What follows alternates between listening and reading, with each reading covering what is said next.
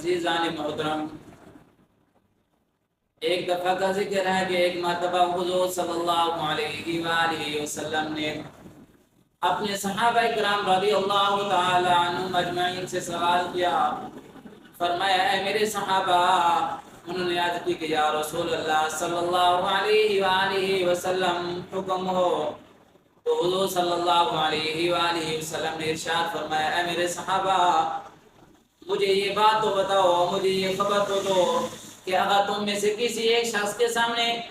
نہر ہو اور وہ شخص اس نہر میں دن میں 5 مرتبہ نہاتا ہو، فرمایا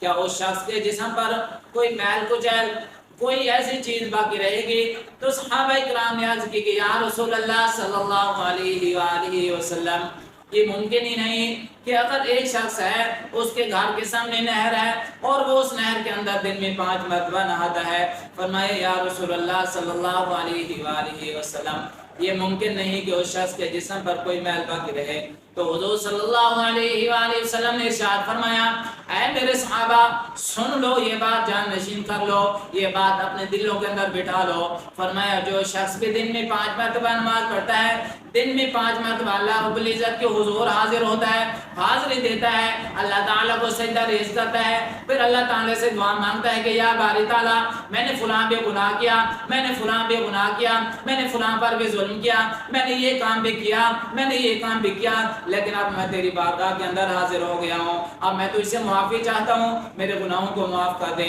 فرمایا جو شخص بھی اللہ تعالیٰ کے حضور 5 مرتبہ حاضری دے گا، 5 مرتبہ اللہ تعالیٰ کی نماز پڑھے گا، تو فرمایا اللہ تعالیٰ بھی اس شخص کے تمام گناہوں کو معاف کر دے گا۔ یعنی جس طرح دن میں 5 مرتبہ نہانے والے کا کوئی جسم پر میل باقی نہیں رہتی، اسی طرح دن میں 5 مرتبہ نماز پڑھنے والے پر بھی کوئی گناہ باقی نہیں رہتا۔